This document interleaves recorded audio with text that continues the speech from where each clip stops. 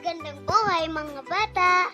Tara, samahan ninyo akong matuto kasama si Teacher Aika, your online teacher. Please don't forget to subscribe, like, share, and hit the notification bell for more videos. Thank you!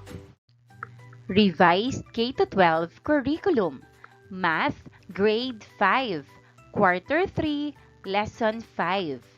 Topics: multiply decimal numbers and estimate product of decimal numbers. This is Teacher Aika, your online teacher. Let's start! Learning competencies and objectives.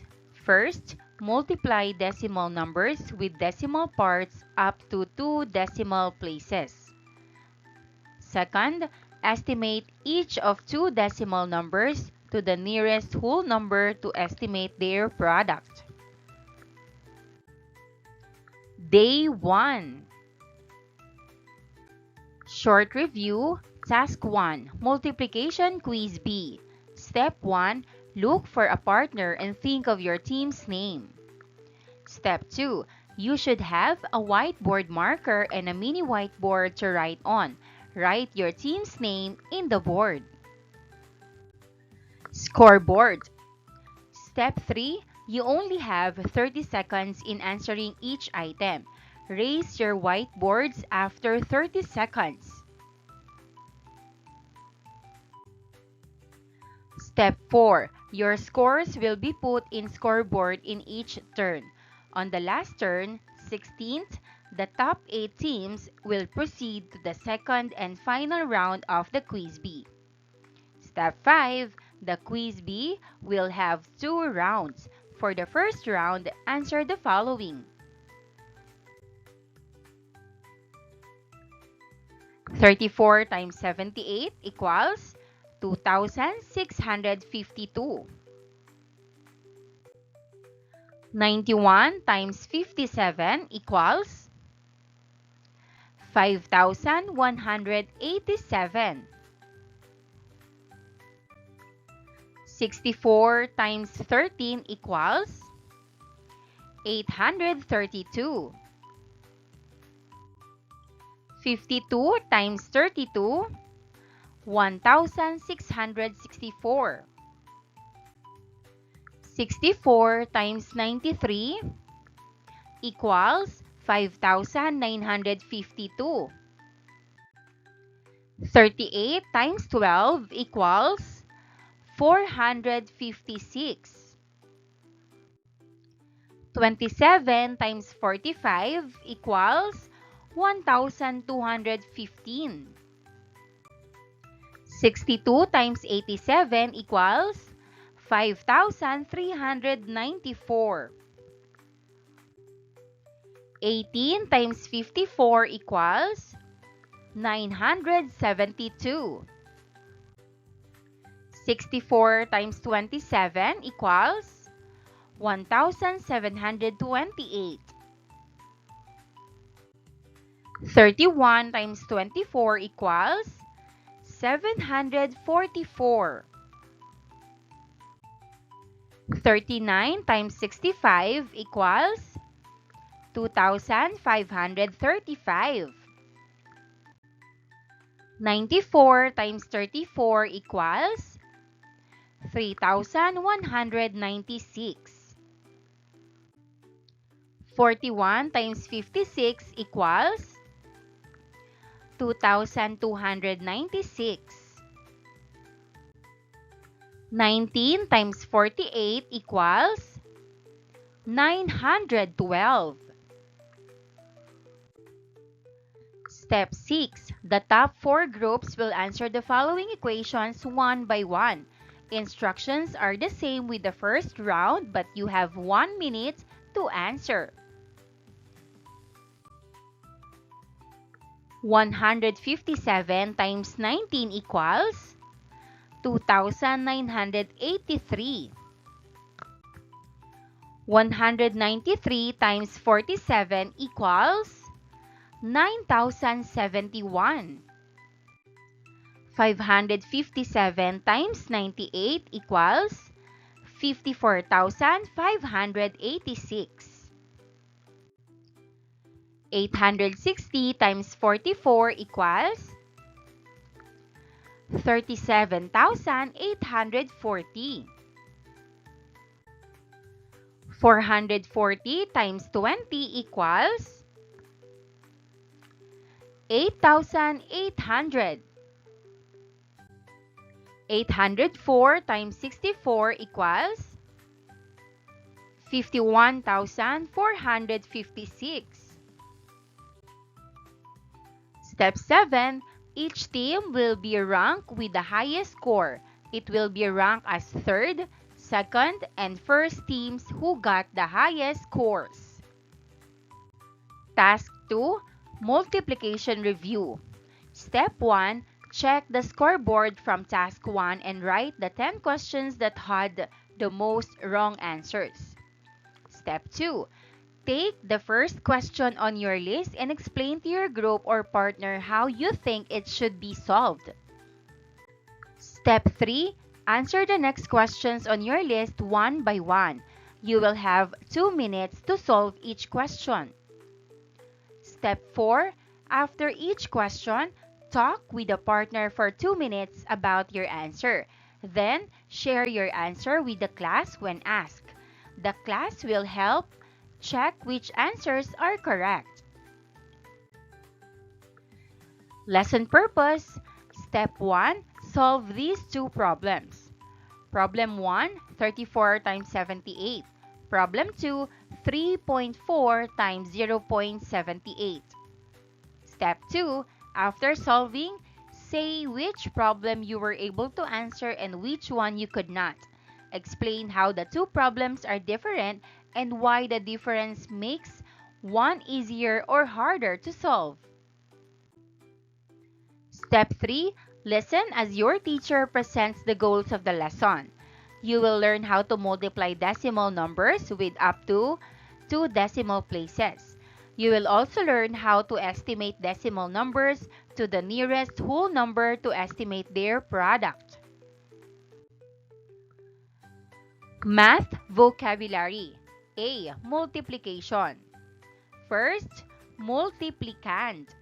The number that is multiplied. This is the multiplicand.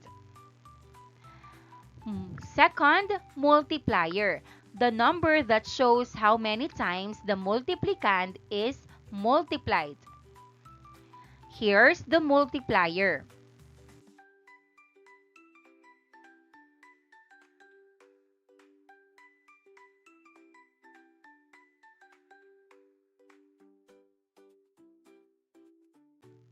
B. Decimal place values.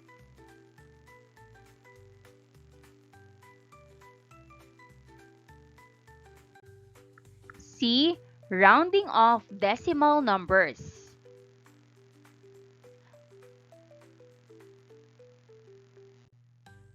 Day 2. Explicitation. Step 1. Solve these multiplication problems in 5 minutes.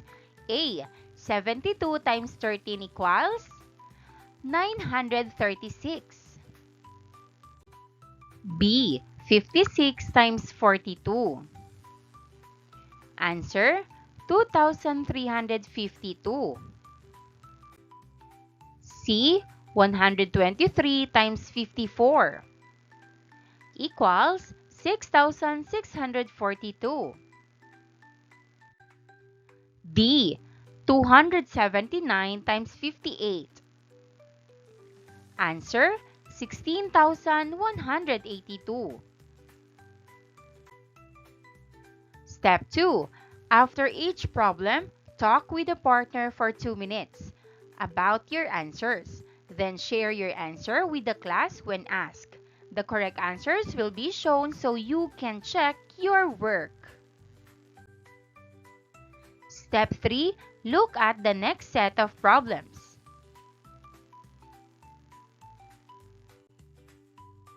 Step 4. Compare the two sets of problems. Explain how they are different. your teacher will introduce that multiplying decimals will be today's lesson. Worked example, step 1. Listen as the teacher explains that multiplying decimals is almost the same as multiplying whole numbers. Step 2. Learn the 4 steps for multiplying decimal numbers. A. Rewrite the decimal numbers as whole numbers. B. Multiply the whole numbers. C. Count the total number of decimal places from the original numbers. D. Move the decimal point in the product from right to left based on the number of decimal places. Step 3. Watch as the teacher solves 7.2 times 1.3 step by step. Worked example. Step 1. Rewrite the decimal numbers into whole numbers. Step 2. Multiply the whole numbers. Step 3. Count the number of decimal digits in the original equation. Step 4. Move the decimal point of the product from right to left based on the number of decimal digits in the original equation.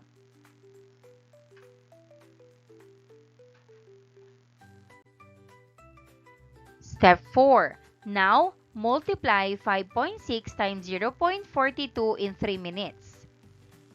Step 5. After your 3 minutes, talk with the partner for 2 minutes about your answer and how you did the steps. Then the teacher will ask some pairs to share. Listen as answers are written on the board and the teacher shows the correct solution. Step 6. The teacher will demonstrate 1.23 times 54 step by step.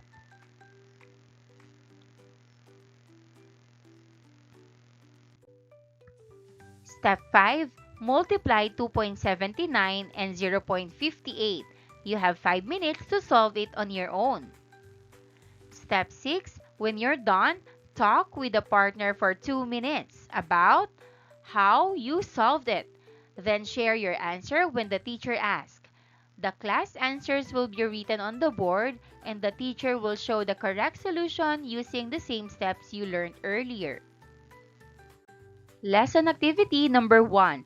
Multiplying decimals by decimals. Multiply the following decimals. Write your solutions and final answers on their corresponding spaces. 1. 5.4 times 3.2 equals 17.28. 2. 3.6 times 1.4 equals 5.04. 3. 7.9 times 0.45 equals 3.555. 4. 6.8 times 0.63 equals 4.284. 5. 0.32 times 9.8 equals 3.136. 6. 0.74 times 0.54 equals 0.3996. 7. 4.32 times 5.6 equals 24.192. 8. 7.05 times 8.2 equals 57.81. 9. 8.37 times 0.91 equals 7.6167. 10. 2.72 times 0.48 equals 1.3056. Day 3. Explicitation Step 1. Read the situation below. You are lined up to order food in a fast food restaurant. You are buying 5 combo meals that cost 89.95 pesos each. The person next to you is already getting his food, and you will need to order in a few seconds. Could your single 500 peso bill enough? Step 2. When the teacher says start, you will have 5 seconds to simulate the situation, and then you must stop and put your pen up. Step 3. When asked, you will give your answer and explain it, even if you are not fully ready, and you must not compute while sharing. Step 4. You will listen as the teacher explains that estimation is important when making quick decisions and introduces the lesson on estimating products of decimal numbers. Step 1. You will look at the equation 89.95 times 5, which represents the cost of buying 5 combo meals, and you will solve it to find out if one 500 peso bill is enough. Step 2. After 2 minutes of solving, you will talk with the partner for 1 minute about your answer. Then you will share your answer with the class while the teacher lists everyone's answers on the board and shows the correct solution. Step 3. You will then look at the steps that show how to estimate the product of 89.95 times 5. Work example Step 1. Round off the two numbers such that they will only have a single non-zero digit. 89.95, 90. 89.95 will be rounded up to the nearest tens. 5 could no longer be rounded off or up. Step 2. Multiply the rounded up or off numbers. 90 times 5 equals 450. Remarks, rule for estimation. There are other rules in doing estimation of products for decimals. The rule that we are going to use is to round off each number to be multiplied into a single non-zero digit. Step 3. You will estimate the products of the following decimal equations, and you will have 5 minutes to finish them.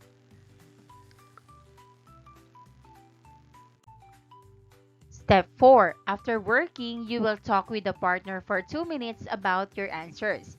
Then you will share your answers with the class, while the teacher lists them on the board and shows the correct estimated products. Lesson activity number 2, estimating products.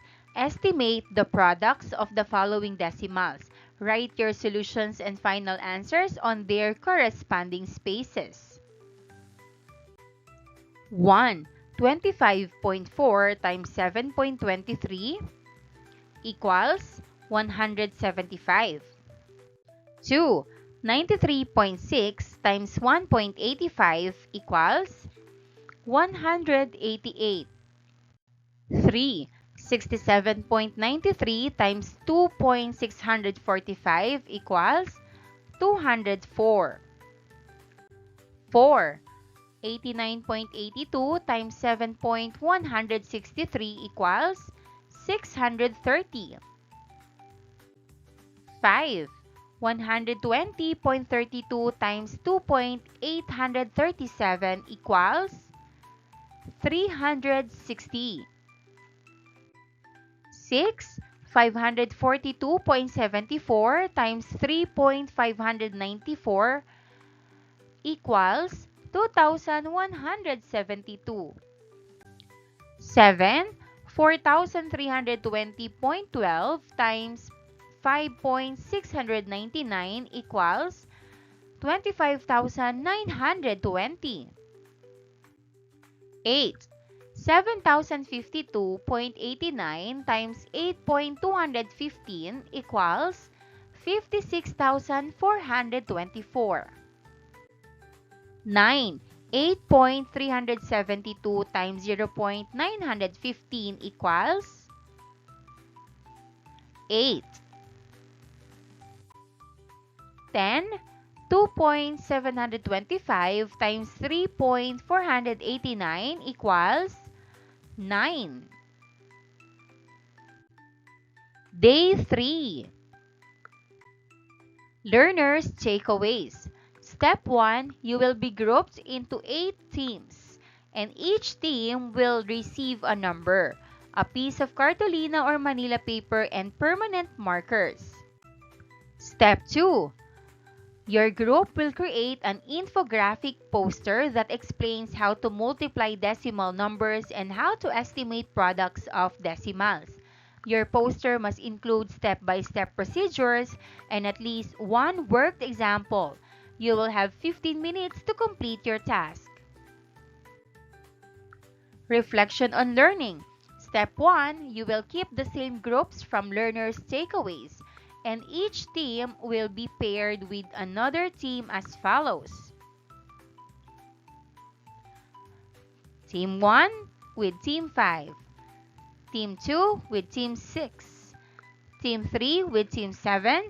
Team 4 with Team 8. Step 2, you and your group will share your infographic with your partner team and look at each other's work.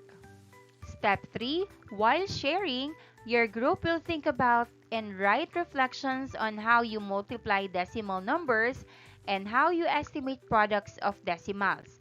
These reflections will be written on the back of your infographic. Formative assessments, activity number 3, multiplying decimals. Part 1, multiply the following decimals. Write your solutions and final answers on their corresponding spaces. 1. 9.7 times 0.63 equals 6.111. 2. 3.8 times 0.54 equals 2.052. 3. 0.84 times 7.2 equals 6.048. 4. 0.61 times 0.48 equals 0.2928. 5. 9.48 times 0.13 equals 1.2324. 6. 3.81 times 0.45 equals 1.7145. Formative assessment, multiplying decimals. Part 2, estimate the product of the following decimals. Write your solutions and final answers on their corresponding spaces. 7. 5,430.23 times 6.788 equals 38,010. 8. 6,143.79 times 7.306 equals 43,008. 9. 7.463 times 1.826 equals 14. 10. 3.834 times 4.398 equals 16. Maraming salamat sa panonood. Huwag kalimutang i-like at mag-subscribe para sa higit pang educational content. I-click ang bell icon para ma-update ka sa ating mga bagong video. Salamat!